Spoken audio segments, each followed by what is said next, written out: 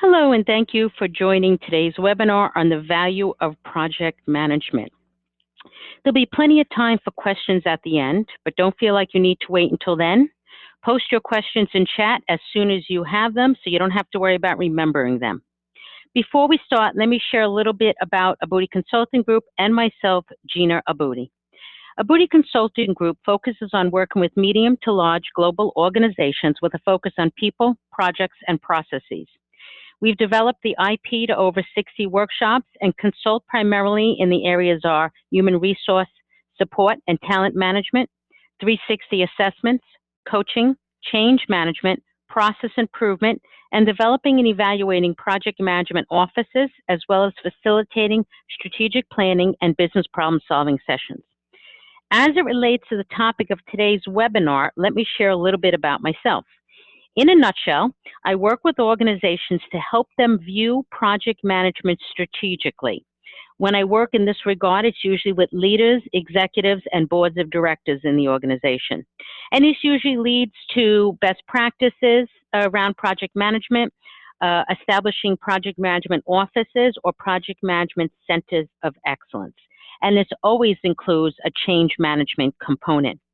Additionally, I work throughout the organization with individual contributors up to leaders, training in how to use project management to accomplish the work of the organization. Now let's get started. There's quite a bit that can be covered in today's topic, but I want to narrow it down to just a couple of topics. And when we discuss the value of project management, we're going to focus on it both as it relates to benefits to the organization, but also benefits to the employees of the organization. And the role of the leader, especially executives, is absolutely essential if we're going to be successful in rolling out best practices and focusing on project management as a way to meet our strategic goals. This role is more than simply saying we're using project management to get the work done. It's an ongoing support role, and we're going to discuss a little bit about how that looks.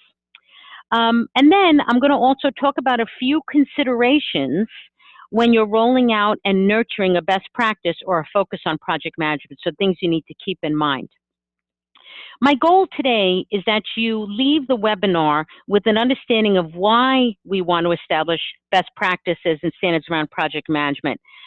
Not just for the project management group or PMO, but for everyone in the organization in order to support the organization's short-term and long-term goals and objectives. We're going to also talk about some high-level considerations when rolling out and formalizing project management. And although I'm not diving deep into it, I want you to keep in mind as we talk, there is a change management component to this. So you want to remember that if we're implementing anything around project management or anything that we're implementing new in an organization, that requires us to bring people along with change. So there is a change management component. Implementing project management as a strategy in the organization does not happen overnight.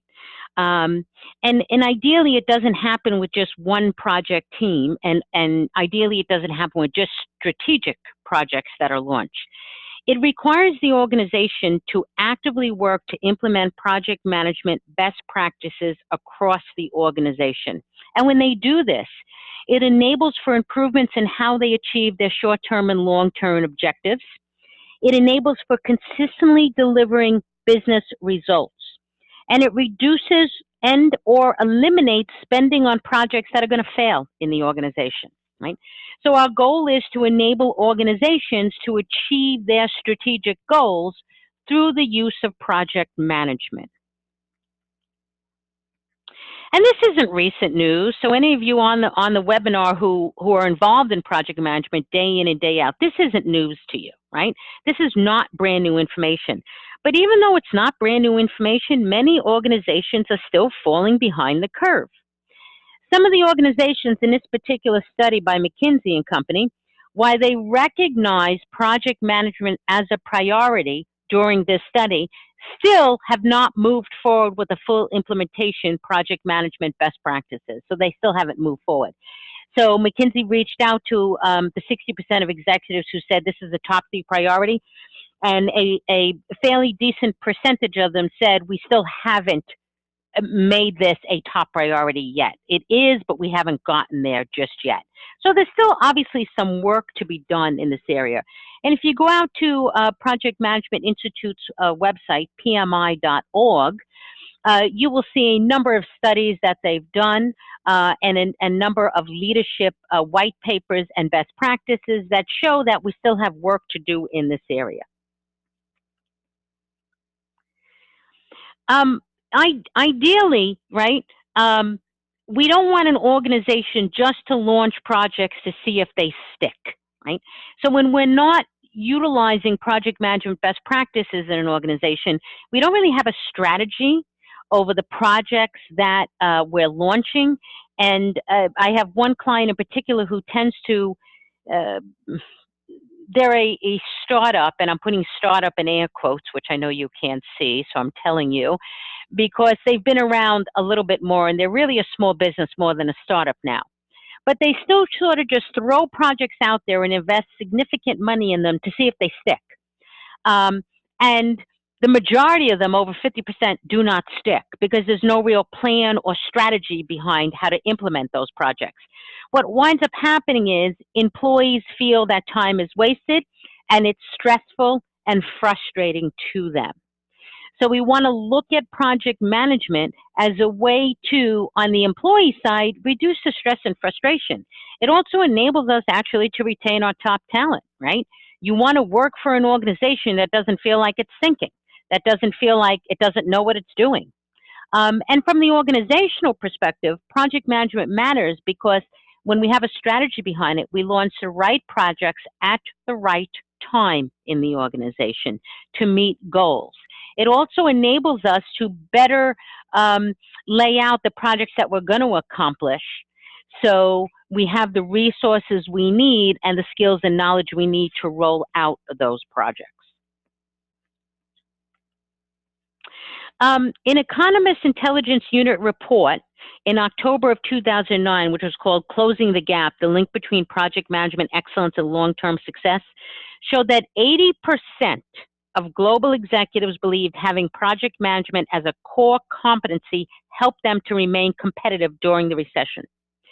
So those organizations also noted that when they adhered to project management best practices overall, not just during the economic crisis, but before and after it, right? There were less risks they took within the organization, and the risks they took were better planned out. They reduced their organizational costs overall, and they improved the success rates of those projects they launched. All of this that I've shared with you should enable you to begin to see the value of project management within the organization. And again, PMI.org regularly posts reports out there of surveys that they've done that show the value of project management. Let's talk a little bit about the executive's role in project management, right? So the executive's role is not to dive into the details. On a leadership level, it's more important to empower those who are working on the projects to take the lead, to determine what they need in order to achieve the overall objectives of the project. And it may be to resolve conflicts at that arise between stakeholders and project teams, to engage with stakeholders, to make decisions that need to be elevated up to the higher level, right? That's where the executive. So the executive is the sponsor of the project. And interestingly, when I talk to some of my clients and we talk about sponsors, they think, yeah, okay, I'm the sponsor of the project. So I said, this is the project the team's working on, and I tossed it over to the team. That's not sponsoring the project. So think of the project sponsor as a number of roles. It's a mentor to the team.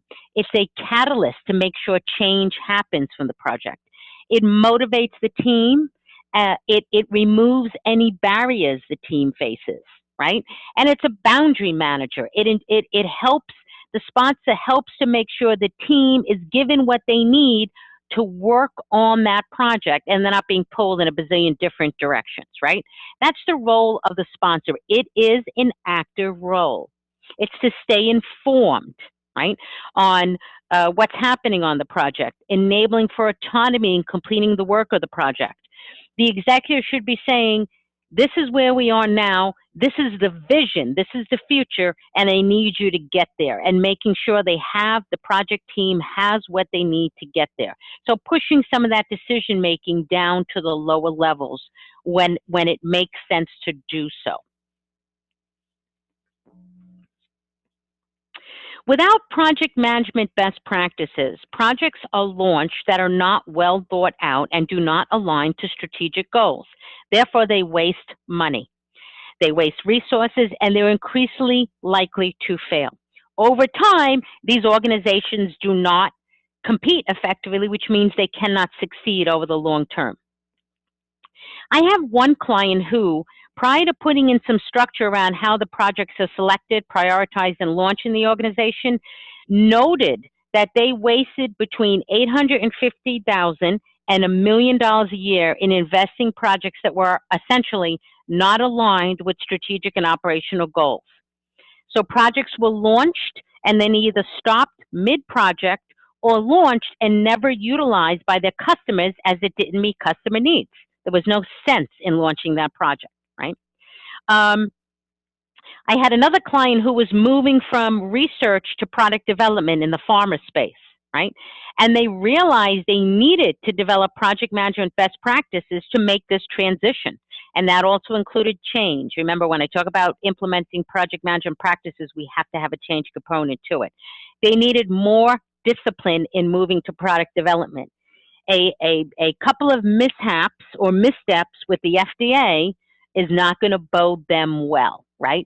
So before they even took that step and sort of increase what the scope of what the pharma company was going to do, they looked at how does project management affect us in doing this, and what do we need to do within project management to be successful. When thinking about launching a best practice or focusing more on a strategy around project management, right? There are a number of things we have to think about, and best practice itself is defined as an optimal way that's currently recognized by industry to achieve a stated goal or objective. It's an idea that asserts as a technique, a method, a process, a standard that is more effective at delivering a particular outcome than any other technique, method, or process. Best practices, however, don't stay the same. As we learn more in the organization, as the organization changes, as new technologies are rolled out, we have to refine or develop new best practices. So just because you have a best practice doesn't mean I've established a best practice and okay, I'm good to go now forever. That's absolutely not the case. One of my clients, right, when we think about refining best practices, is annually during their strategic planning session, they evaluate their best practices around how projects are done within the organization. And they do this through evaluating what was done well with projects over the past year and where improvements exist. And they use that information to improve upon their project management best practices. And every year they tweak that a little bit. Some years they may tweak it or refine it quite a bit more than others. Right? And part of your best practices include things like your processes for getting projects out the door, for launching, for selecting, for prioritizing projects, tools, templates, software that you're going to use around that. And ideally, we want to roll that out organization-wide. Also, competency development.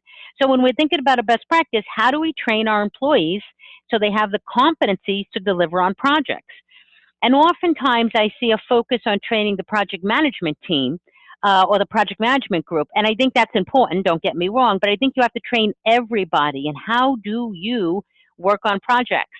Because even if we have a PMO, a project management officer, or a center of excellence in the organization, inevitably there are departments, work groups, or divisions that are working on smaller initiatives within their group alone that may not be handled by the PMO.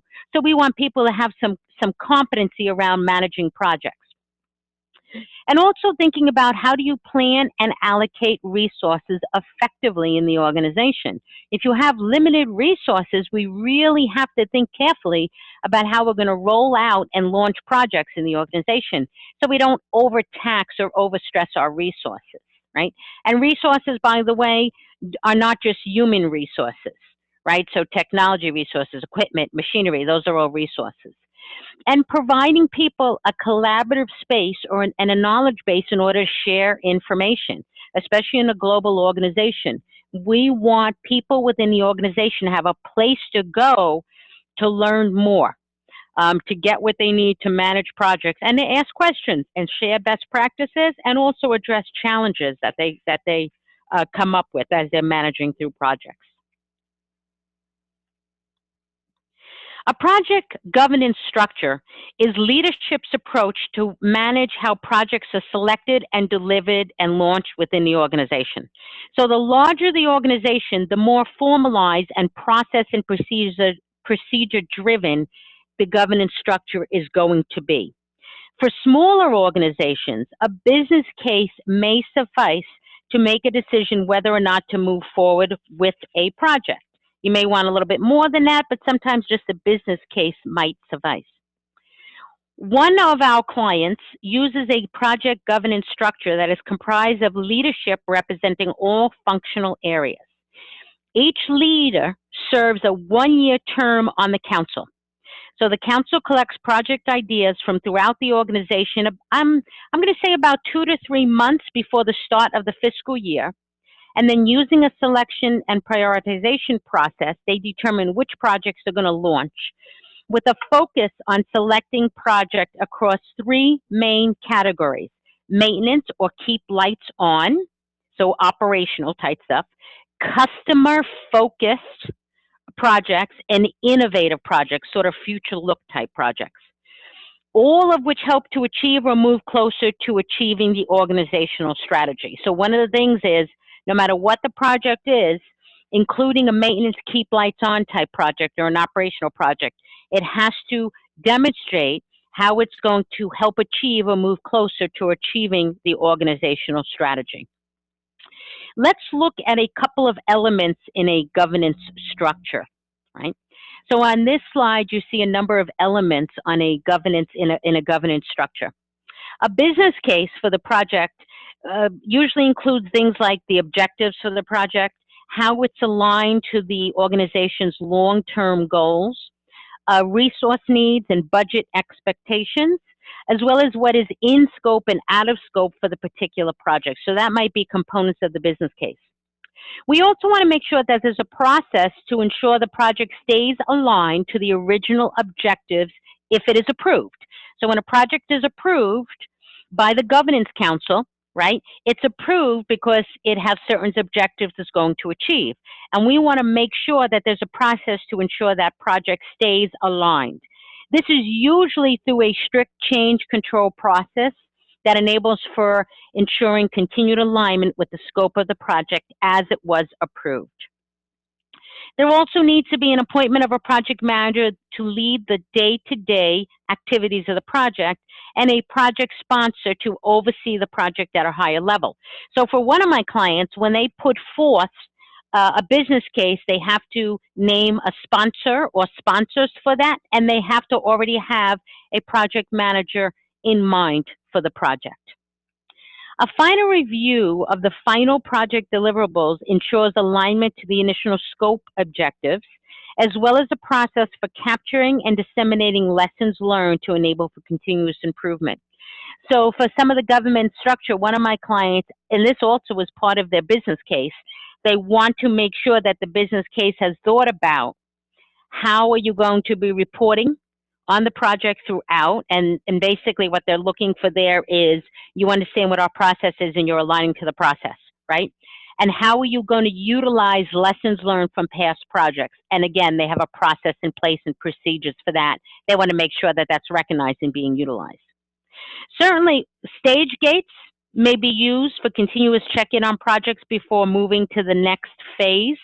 I won't go into a lot of detail on stage gates here, but that might be another way in which an organization is going to look at sort of a continuous check-in to make sure it's staying aligned to the organizational structure and the project is staying aligned as we agreed when the project was launched within the organization. So this on this slide is one example of getting a project approved through an organization, and this is used by one of my clients, and it's made brief here for you to see. But let me walk you through this briefly. So an idea. Uh, Ideas are enabled and expected to come from all levels within the organization. So they don't look for ideas just from management. They want ideas from individual contributors, from everyone in the organization. And in particular, this one client encourages ideas um, from, I'm going to say, the lower levels in the organization, because those are closest to the customer, so they know what the customer wants, right? And they're presented via a standard format that enables for complete details from the submitter, right? So it gives the leaders something to look at and compare idea to idea. It's a pretty robust process that they do. And this organization, by the way, uses a project portal that everyone has access to that enables them to download the template for submitting an idea for a project. It walks them through what has to be completed. Um, they actually use videos to train them and how to fill it out, and they can see examples of past projects that were submitted, both from this is a good submission and a not so good submission. So they really walk them through learning so that ideas are submitted that are very robust. It also does another thing, by the way. It's sort of, I'm going to say, reduces, but not in a bad way. I'm trying to think of a better way to say it, but it reduces the number of ideas that they get because it's a robust process. You can't simply say, oh, I think it would be good if our organization did this, boom, and submit that as an idea. You have to really think through it. So they're really getting some well thought out ideas. The ideas may be shared then with just one leader or with all leaders. So you have an option of sharing with one or with all. In the case of my client, it goes to all leaders in the organization. So when an idea is submitted, the system checks that it's complete, basically that all the fields are filled out, and then it gets submitted off to the leadership team. The leader may then develop a business case or support a business case developed by the submitter. So sometimes some of the leaders if will then move forward and put in a little bit of a business case around it. The business case includes justification of company resources and funds for the initiative. So what we're seeing at my one client is when ideas are submitted, they've already been discussed with the leader of that individual who's submitting the idea, and they already have a business case behind it. A committee may include executives, directors, or other managers. Again, representation from across the organization is desired. And then there's criteria that they evaluate against that needs to be very clear and concise to enable for evaluation of projects in an objective way. Funding is then committed to the project and resources are allocated immediately upon project approval. A project sponsor, if there isn't one at the beginning, once the idea is submitted, a project sponsor is selected to oversee the project, and a project manager or a project lead is solidified at that point, right? The project then is initiated by the sponsor and the formal project planning begins. So this is the project start that you see here. The project sponsor is involved in the initial project kickoff meeting. So this is one way of sort of getting a project approved through more of a formal process. Let's talk a little bit about selecting and prioritizing projects. So I have two stories I'll share with you. I have a client who selects projects twice a year. So twice a year, they select projects through a formal process, and they launch those projects. So projects are launched for the second half of each year. And then I have a client who selects projects quarterly. And the amount of projects they select is very much based upon the types of projects they approve. So if they've approved a good number of complex projects, they may have a quarter where they don't select any projects at all to start because they're in the middle of some complex initiatives. If some of the projects they've selected are less complex, they might then, the next quarter, select a number of other projects. And they try to balance out more complex with less complex projects. And when we're thinking about selecting projects and prioritizing, we need criteria for that. And criteria certainly is return on investment, but it's not just return on investment. So, and criteria is going to be very specific to the type of organization.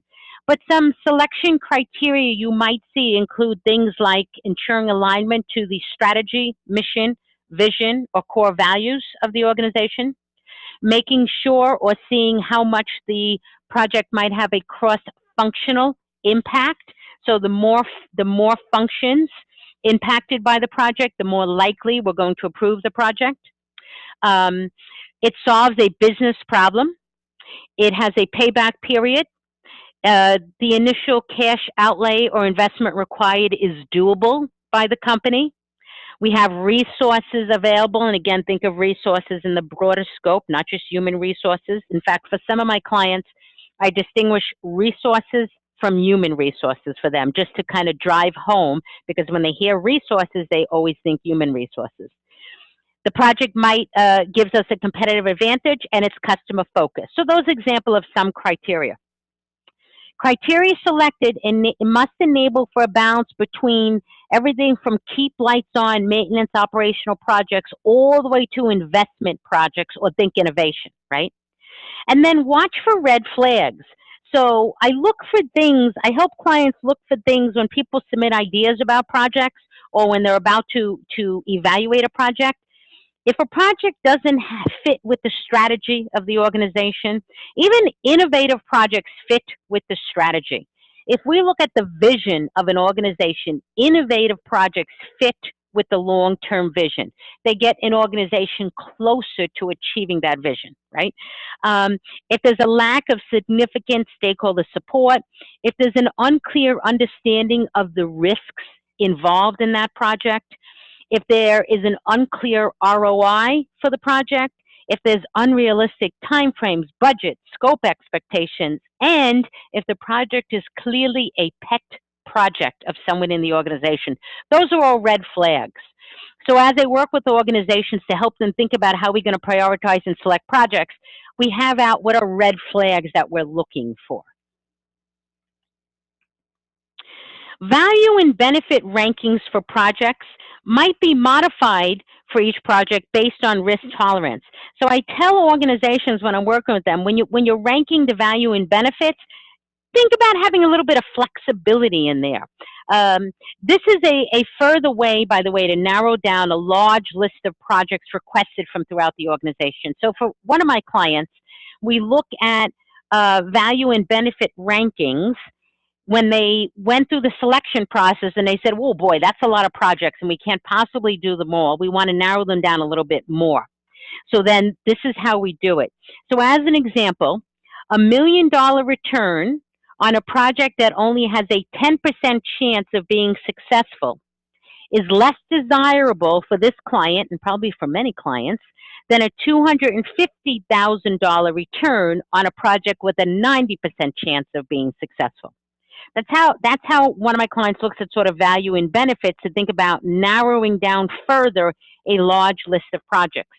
And by the way, when we narrow down a large list of projects, it doesn't mean we're tossing it away, never to do it. So if I go back to that $1 million return on a project that only has a 10% chance of being successful, my client would hold that project for the future because things change in the organization, and that may have an increased chance later on down the road. There's also no specific optimum size of projects to have in a pipeline. It's dependent on a number of factors, things like the size of the organization and what they can manage, they can reasonably handle, the complexity of the project selected, the amount of budget set aside for a given year to accomplish projects. So for many of my clients, that varies from year to year. And the number of keep lights on projects that may be required to be completed just so the organization can continue to move forward and do the work. Let me talk a little bit about smaller organizations. For one of our clients, it's a smaller organization in the greater Boston area. We worked with them to develop a number of questions to review when thinking about projects to launch. So for them, a full-blown governance structure just didn't make sense given their size, The organization only has about 45, 50 employees. However, it was still important to ensure that they considered which projects they could and should launch. So they didn't want to just throw projects out there willy-nilly, right? So what we did is we used a number of questions, and you see some of them here on this slide that we use to think through projects that we're going to launch. The core competencies are the underlying skills, abilities, knowledge, experience, processes, technology, etc., that enables the company to provide its unique set of products or services to its clients. So, for example, right, one we can all probably relate to, Apple's unique core competency is its product design process, okay? Although certainly they have other core competencies. That's just one as an example of a core competency.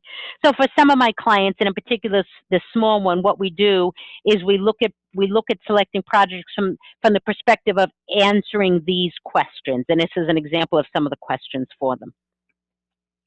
Let's talk about weighting criteria, because if you're going to have criteria, we have to have a way to weight them, right? Because some criteria is more important than others. So they're going to carry a heavier weight. So here, I'm using a weight factor of 1 through 3. To select projects, we need to determine first the criteria that is important, and then each criterion must have a weight associated with it, as you see in this example. This enables for doing a better job of comparing projects across the portfolio in an objective and fair manner, and it reduces the risk of pet projects sneaking through.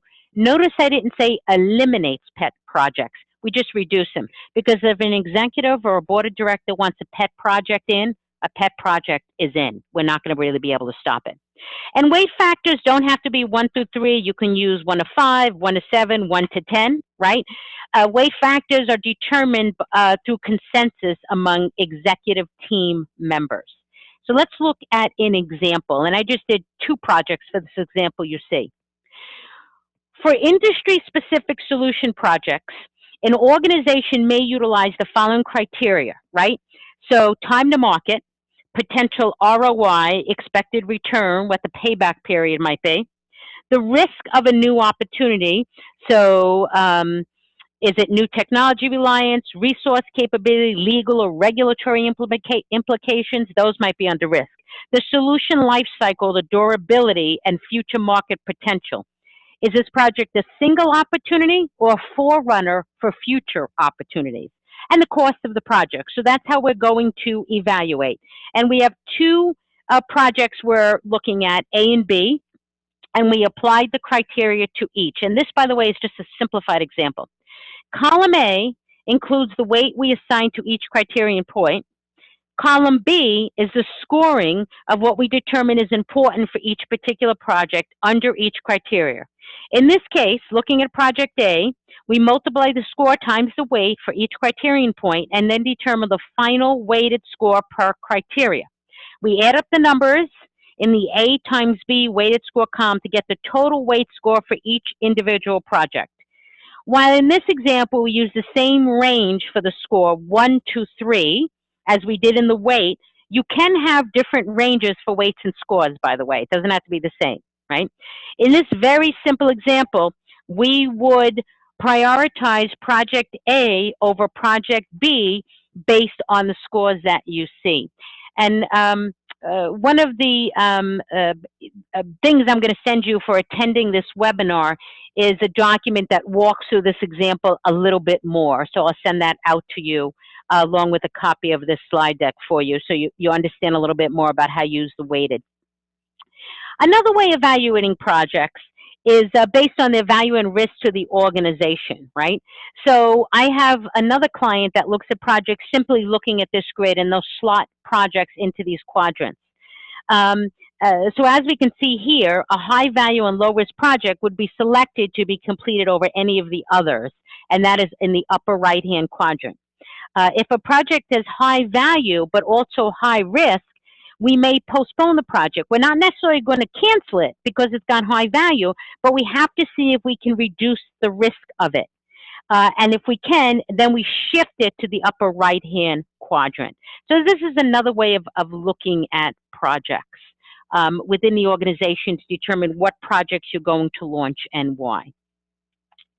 Now, I could go on for another hour about project documentation. I don't really want to go into details of project documentation here, but suffice to say that as part of an overall structure of looking at and managing projects strategically, documentation is needed for consistency.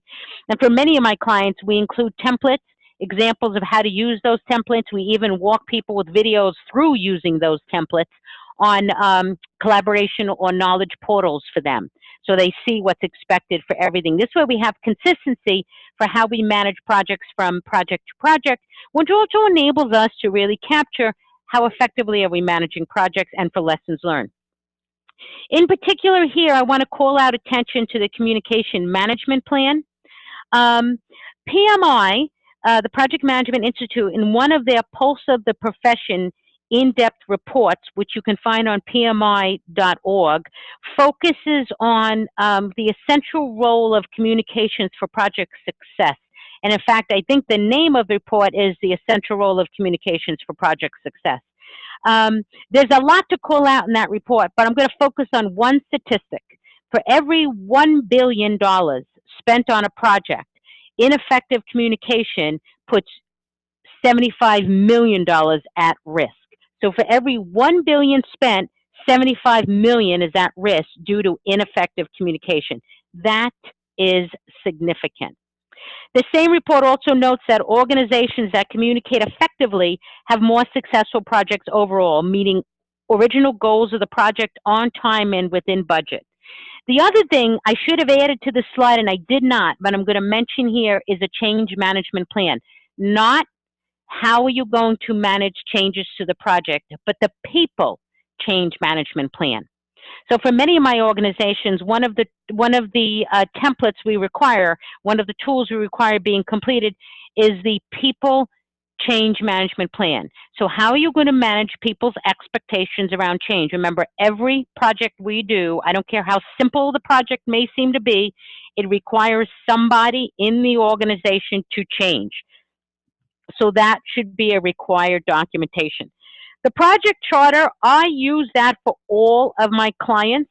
For those of you on the webinar who are project managers by profession, you know that in theory, the sponsor will launch a project with a charter. In reality, it's you as the project manager who's often doing that.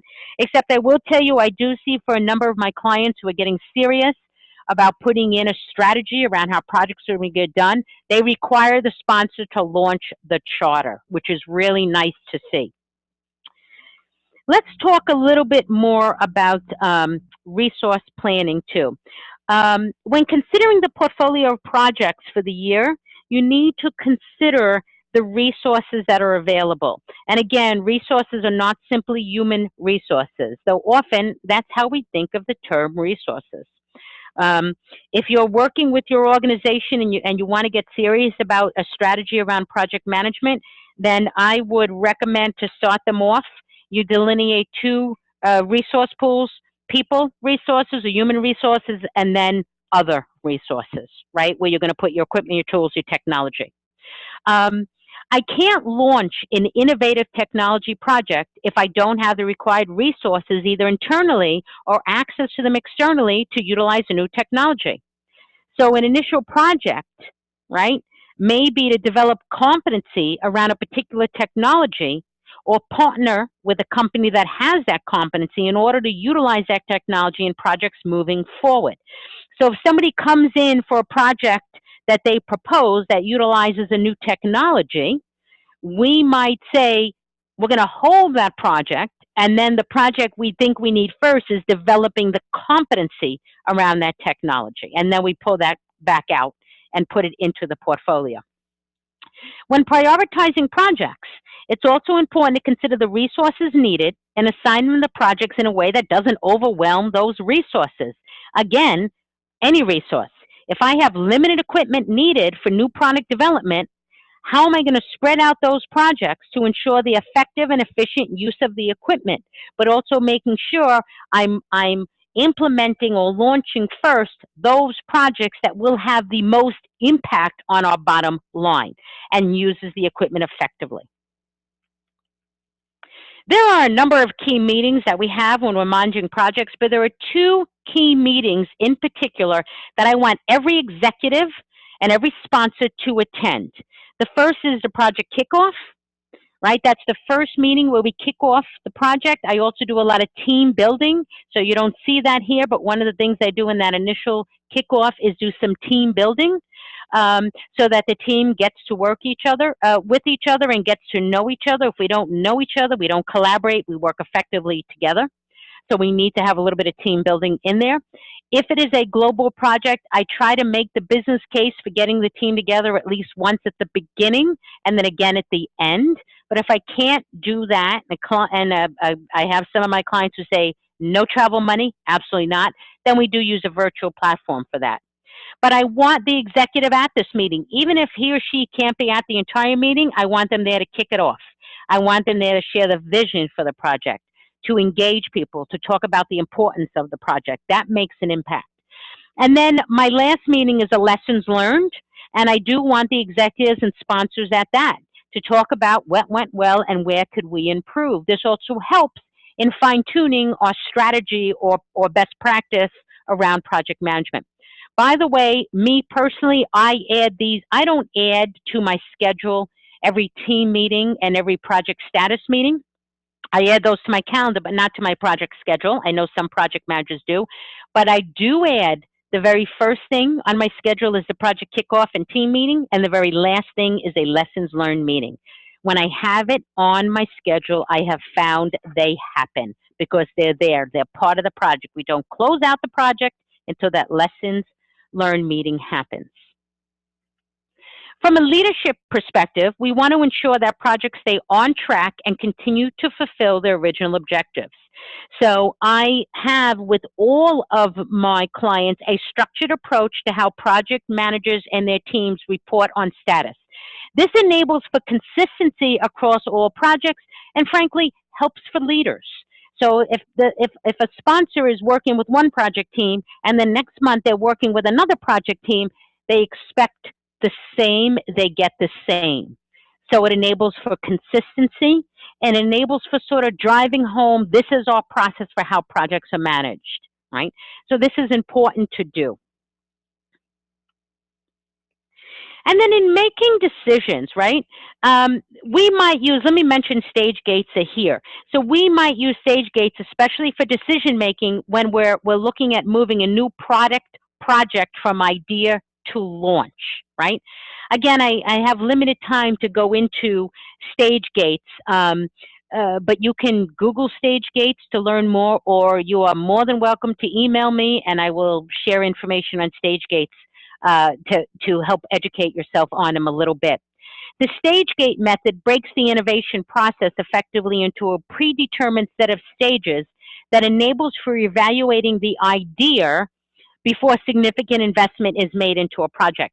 So I might still have projects that pass through that general project selection criteria and weighting process, right? But then if they're an innovative project, right, then they go into the stage gate. So even though they pass by it, now they enter the stage gate. I wouldn't do this, for example, for operational projects or keep lights on projects. And the stage gate could include gates such as scoping the project, right? Understanding the scope a little bit. If that looks good, if it makes sense, it goes to the next stage where we build the business case.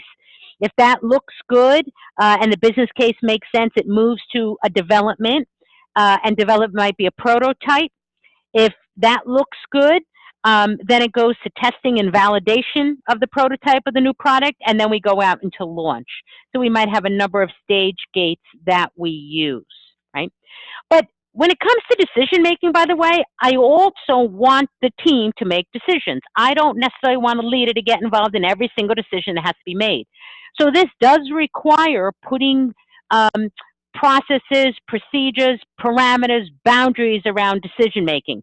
So what decisions can be made by the project team and what decisions must be escalated up to leadership to to make the decision on. So making decisions and how that's going to get done is part of an overall structure for a project management best practice.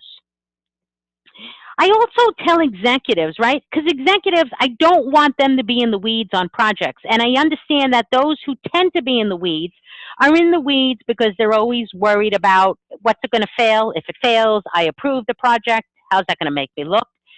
So I put together for them things they look out for. So watch for where you see red flags such as the schedule is starting to slipping quite a bit. Um, Tasks or activities are over budget. You see conflict around minor issues on the project team. Changes that are approved are not managed well, so they're not going through a change management process. Stakeholders are not continuously engaged. There's excessive rework and poor quality. So those are some of the things I look for. And I also share that with project managers. These are the things they want to look for too, right? So not just the executives, but the project managers want to look at this. And poor communication should be on this. If we don't see regular communications about the project, that is a red flag for me, right? All of this is part of your best practice. I talked a little bit about the lessons learned meeting. So in addition to that, right, that lessons learned after each project, on a regular basis, I want my clients to evaluate the effectiveness of their project management strategy and process or best practice overall. And part of what goes into that is our lessons learned from each project, right? So that goes into sort of evaluating so we can continuously refine. And I talked a little bit about change management, not enough. So I'm going to reiterate here again, when you're rolling out a strategy around projects, it's really important to think about the change management component. How do we get people to buy into this? Not everyone buys in. If I'm trying to roll out a strategy on how we're going to manage projects, I want to start selecting projects based on standard criteria and weighting that criteria. You can bet divisions or departments within the organization who have in the past been able to decide what projects they'll launch and when they launch it and manage that all themselves are going to sort of put barriers up. They're going to put their hands up and say, no, no, no, that's for me to do and not you. So we need a change management component. And that includes things like, how are we going to communicate about this? In something like taking a more strategic approach around project management, I must have leadership support. It must come from the top down. And I've been in organizations where, working with organizations where the board of directors has put that as a strategy, but senior leadership within the organization is like, maybe not, right? So it's got to go from a board of directors, if they exist, and senior and executive leadership in order to push it down through the organization, right? And that means focusing on the value to the organization and to individuals. And I talked a little bit about the benefit to both upfront in this webinar. It's really easy for an organization to say why it matters for them and how it's going to help the organization, right? But what's important too is the individuals. I need individuals to come along, because I can have this beautiful process and strategy around how projects are going to be managed, regardless of the complexity of the projects. But if no one follows it, it doesn't really matter, right? So I have got to get that buy-in and support.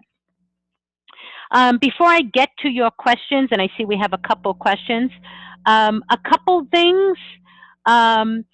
First is that if you have any questions about any of this after, you are more than welcome to reach out to me, and I will answer any questions for you. I will be sending to everyone who participated a copy of the hand deck, but then a handout with some further ideas on the topic, including how to think about prioritizing and selecting projects, how that might look, right? So you have something to work with. I'd also like to say that we have a couple of workshops on project management. We have an executive perspective on project management, really talks about what is the role of the sponsor and how do we look at project management strategically. And we have what I call a workshop for everybody, so people understand how project management is a strategy overall to get work done in the organization. And for attending this webinar, just mention this webinar and you can receive 10% off the corporate rate to bring these on-site to your location. These are delivered both on-site and all face-to-face and also via a virtual platform. So let me get to a couple of questions that I see here. So one question that I have is, what is the best way to convince executives that project management is valuable and should be an investment made in the organization? That has got to be through a bottom line impact. So why it matters from a bottom line approach. Executives look at everything from the bottom line. How do we reduce costs? How do we manage our workforce and the size of our workforce? How do we increase our profitability? How do we improve productivity? How do we bring in more revenue? Those are all bottom line perspectives. So you must talk about it from a bottom line perspective for it to make sense to them. They don't care, and maybe not caring is a bit strong, but they're not as interested in the fact that you've got us all over the place managing projects, that you throw a project up, it doesn't stick, we try something else, and people are getting burnt out, right? That's important, don't get me wrong, but if you want to sell it to executives, you have to look at it from that perspective. And I'll send you a couple of ideas around that as a handout also. And then I encourage you, too, to go look at, again, PMI.org. They have a number of white papers on this topic and how to think about it from an executive perspective. All right, I hope that answered your question. And another question I see is, how do you go about ensuring your sponsor on a project actually performs the role? Good question, good question. We can't really kick the sponsor's butt along a little bit. One of the things that I think it's important, and I do this at the leadership level, is I always educate leaders on what does it mean to be a project sponsor, because it entails more than they think it does. So I want to train anyone who's going to sponsor or be responsible financially for a project on what it means to be a sponsor. And I do that in a number of ways. So I do provide face-to-face training. I provide a webinar and a virtual session on that. But I also do that through documentation. So for a number of my clients, because they always have leaders coming in at all levels of the organization, and it's not just executives who are sponsoring the project, one of the things that we do is when a leader comes in, as part of their onboarding, we share what does it mean to sponsor projects. And it's for a couple of my clients, not for all of them, but Lord knows I wish it was for all of them. Part of the performance management and the performance review of leaders is how effectively they sponsor and enable for projects to be successful. So you just want to educate your sponsor on what that means. And if you're working on projects now as a project manager, you can easily have a one-page thing that says, hey, here's what I need from you as the project sponsor, and share that with your sponsor. And that will help them understand what it means to perform the role. I don't assume they know what that means. Many a times they don't know what it means. So I hope that answered your question. So let me see if I see any other questions. I don't see any other questions out there, but certainly I know sometimes questions come up after the fact, and I do encourage you to email me. My email is right up here on the slide if you have any additional questions that might arise, or if maybe you have something you say, boy, I'd like to noodle this around a little bit. I'm happy to noodle some ideas and do a little bit of brainstorming with you. So you also have my phone number here. Let me check once more for questions. I don't see any other questions. So again, I want to thank you very much for attending today's webinar.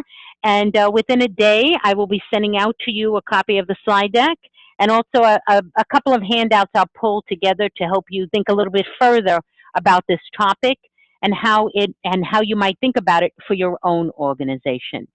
Thank you again, and I'm wishing everyone has a wonderful week ahead of them. Thank you.